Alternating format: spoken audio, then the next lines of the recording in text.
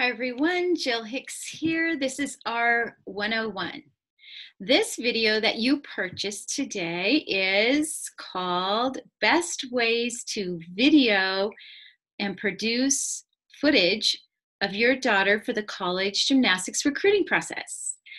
So we're going to talk about all kinds of things today. There's several practical tips I want to give you as the parent and as the athlete who might be videoing herself at practice. But there are videos and ways to video your daughter that you might not be aware of to help make her recruiting process even more successful. But the main thing to remember is that videos are very important because they are the facts of recruiting. So when college coaches say they're recruiting an athlete, oftentimes they will say, I have to see the facts.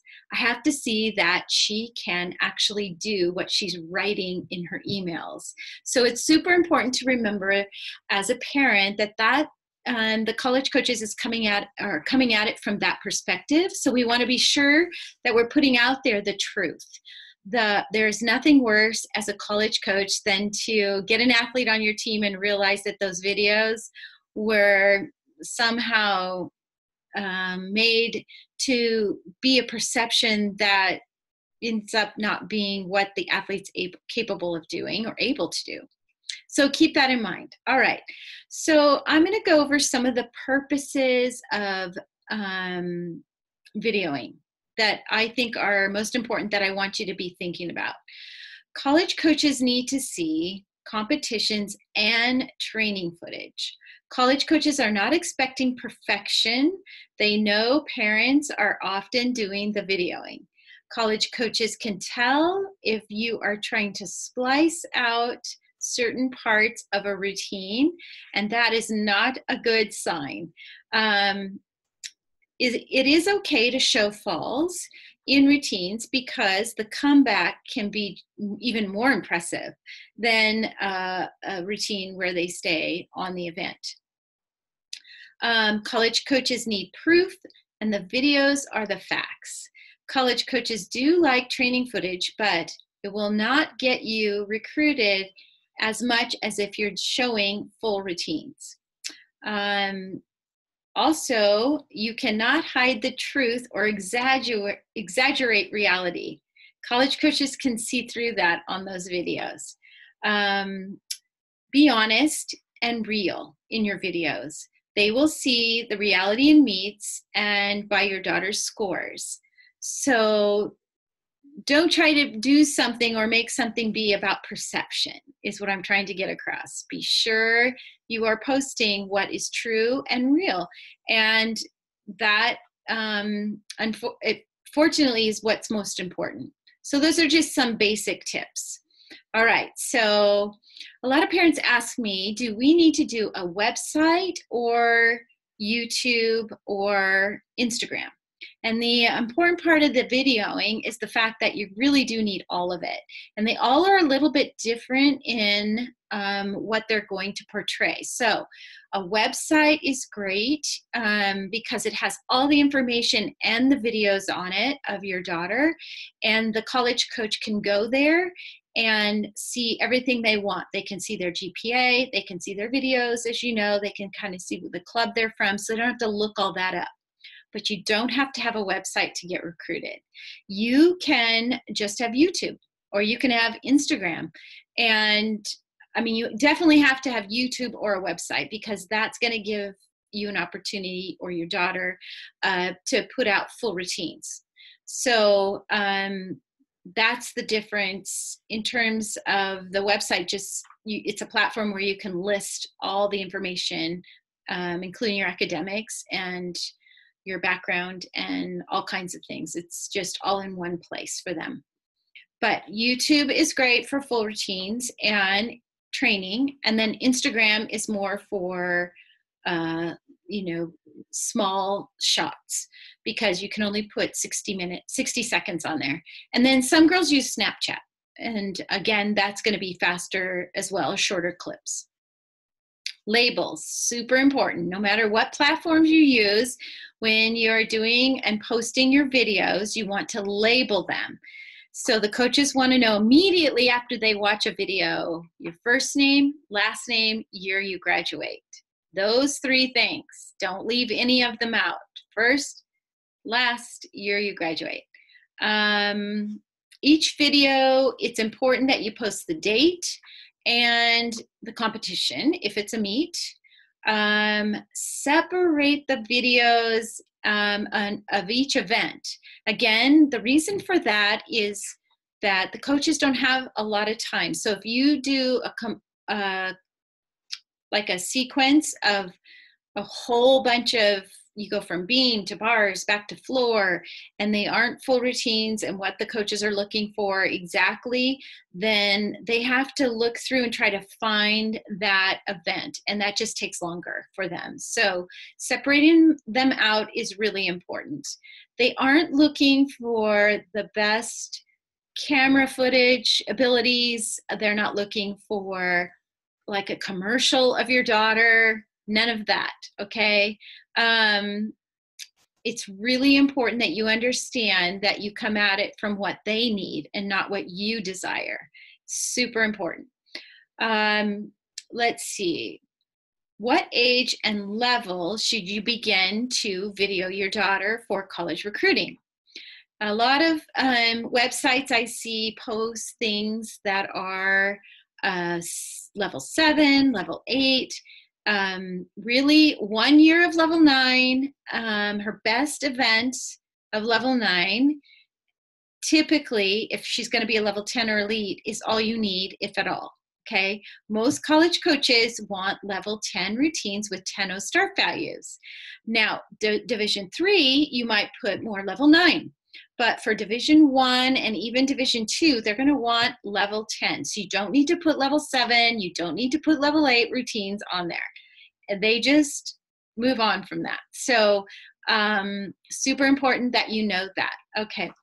The other thing you need to realize, college coaches have less than 2 minutes sometimes when they're searching for an athlete. So when you're posting things that are longer than that, they don't have time for it. So you want to, and I'm going to go over that, give you some specific tips on videoing as far as what the coaches, their perspective and where they're coming from. But please keep that in mind. Injuries.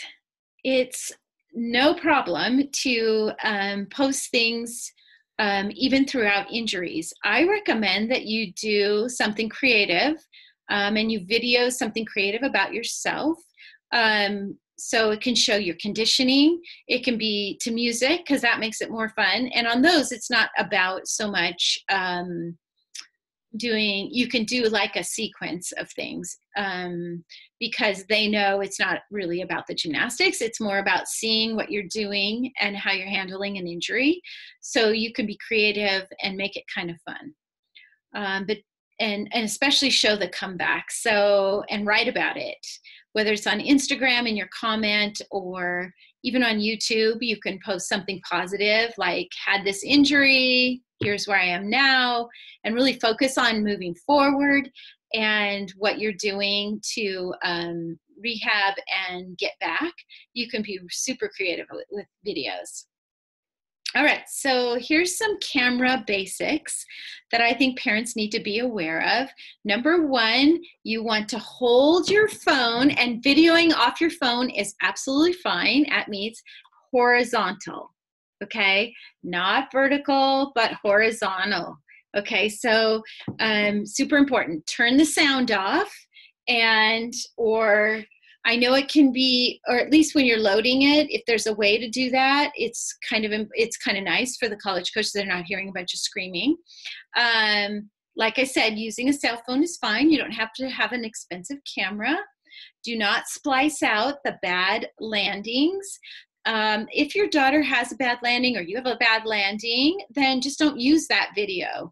But to splice out I've had some clients where they're not showing any landings. College coaches there's a few things that are super important to them. One is clean gymnastics, and one is their landings, because sticking landings, some kids are really good at that and some aren't. So if those are all spliced out because your daughter took hops, steps, or fell on her landings, that's going to be seen as a red flag. So parents don't realize how important landings are. So make sure there's no mats in the way. If you're at practice and you're videoing your landings, be sure to move all the mats so they can see the landing, and then let the video roll a little bit so that it's the whole landing, land, stand up, conclude the entire event. It's very important. Video at specific angles depending on the event. So what I say is it's really easy if you just think about where do the judges sit, because that's the angle the college coaches want. I think what some parents and even girls don't realize is that they're looking at your technique.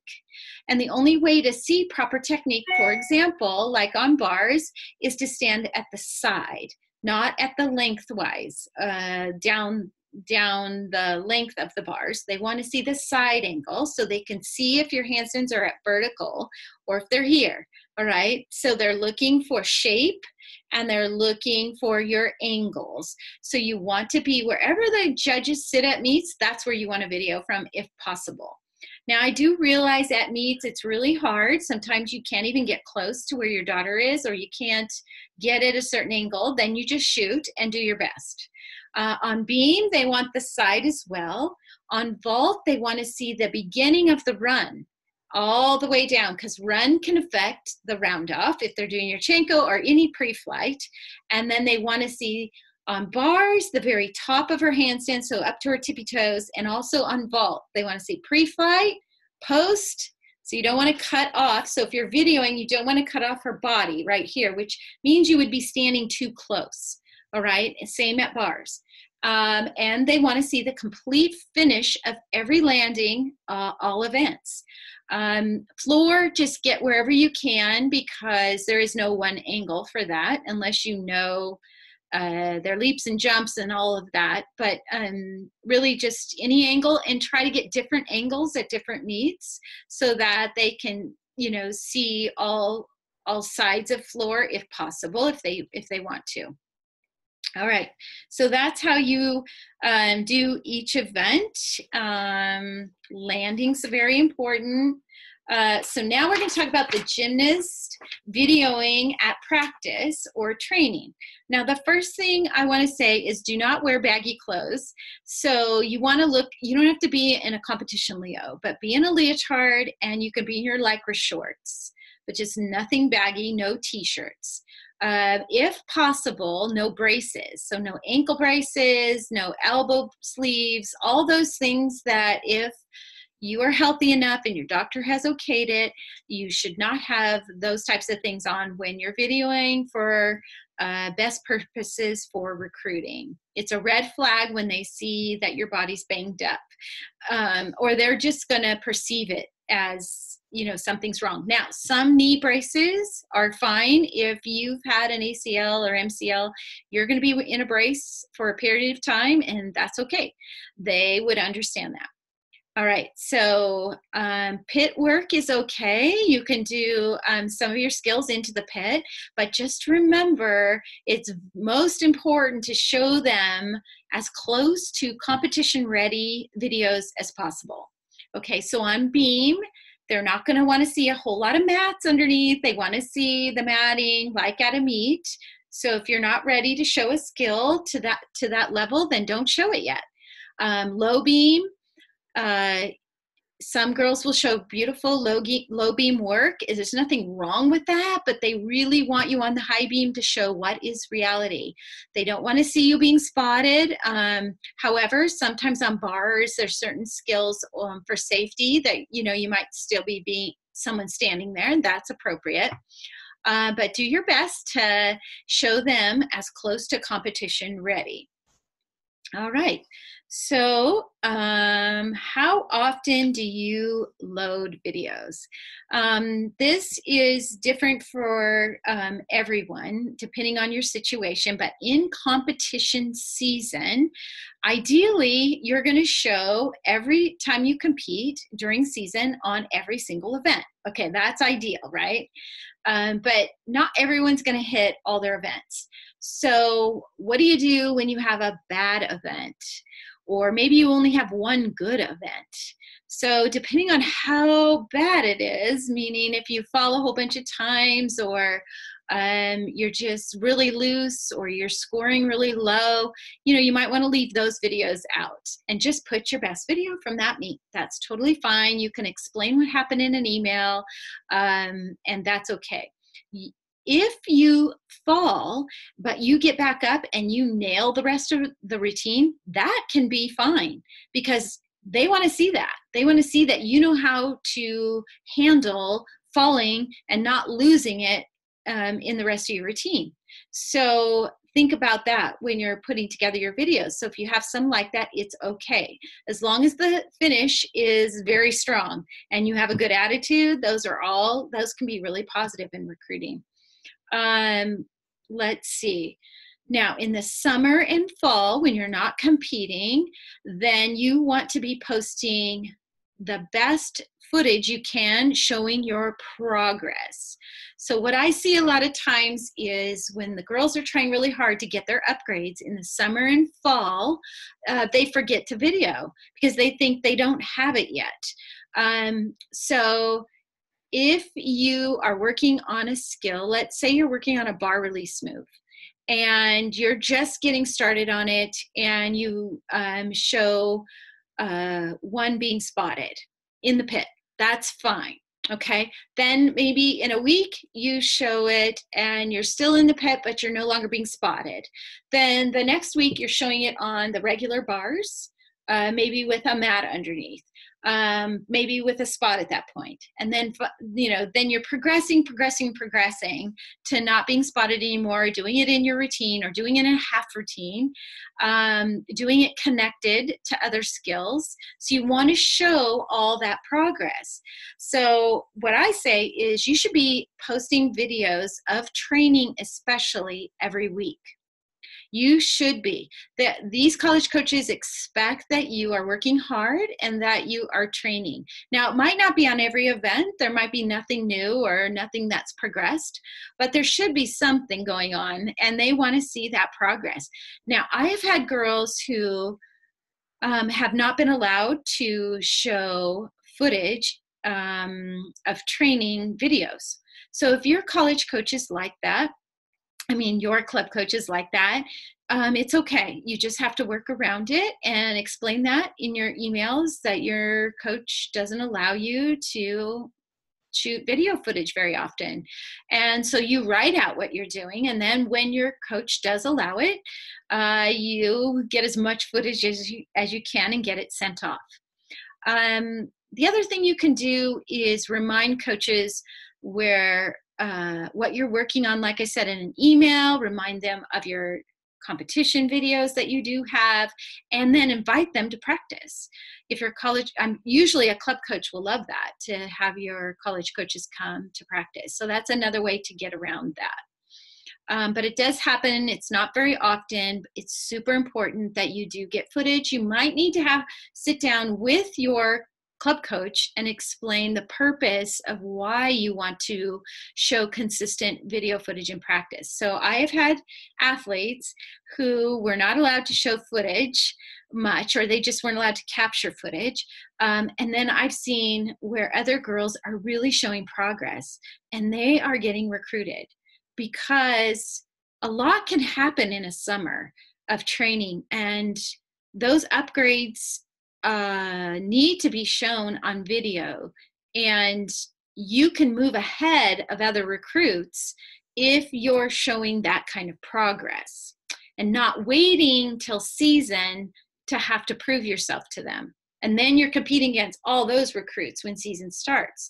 So that's why, depending on your timing of your age group and how serious these coaches are about you, it can move you ahead in the recruiting process, the videos. So I have seen college coaches that on 1 month, they weren't interested in an athlete at all. And then we put footage together and they got very serious about them. And one other thing I want to point out is when I have clients that send me videos, sometimes I will point out things their club coaches are already pointing out to them, and they actually listen and change it. So like clean gymnastics, for example, is one of the most important parts of college gymnastics. So if you clean up your gymnastics and your videos look cleaner, I'm telling you, it can impact recruiting like crazy. Coaches can see when you've changed, when you've worked really hard. So what they're looking for are vertical handstands in your videos on bars. They're looking for casts on bars with no bent elbows. They're looking for height on your release moves. They're looking for sticking your landings, ability to stick. They are looking for good swing on bars.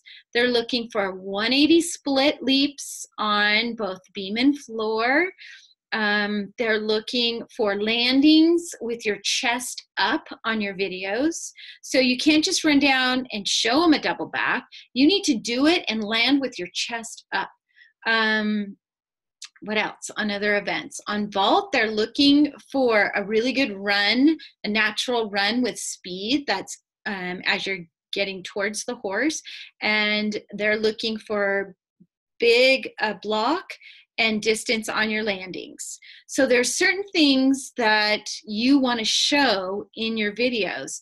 And I highly recommend that if your routines are sloppy, that you sit down and talk about that with your club coach and say, I want to clean up my routines. And remember that the videos, they can slow them down. They can see everything on those. So be mindful of that. Clean gymnastics execution is the name of the game in college. So keep that in mind. All right. Now I wanted to share 5 tips. And these can be written down in your journal. So girls, you can get out your journal and write these 5 things down that I want you to remember. 1, keep your videos short. So obviously full routines are full routines. So 1:30 on floor, no problem. But remember, the shorter, the cleaner, the best execution is going to catch their attention the most. And in general, when you're sending them video footage, remember level 9 and up is what they want to see. All right.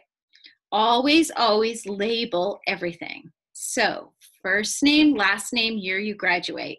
Very important. And the date of the meet or when you did the skills. So like on Instagram, it's already dated. You don't have to worry about that. But like on YouTube, you can be sure you're dating things. All right. Give them what they want to see. All right. So think about it that way. So when you're a parent and you're videoing, you're thinking, we all do. We just love our kids, right? So we make these videos and we put stuff out there and do all kinds of things thinking about what we like. All right. No, this is a business. You want to put out there what they want to see. So they have very little time and you need to wow them with all the things that I've been mentioning. That's the most important videos you can show them. All right. Be sure you shoot these videos at the right angles. Now, again, they don't expect great cameras or any of that. None of that's important.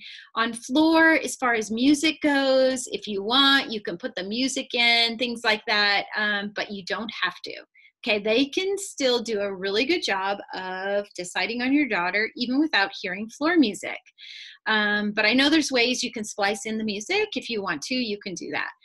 But it's not, don't worry, you can still load those floor footage, full routines without music.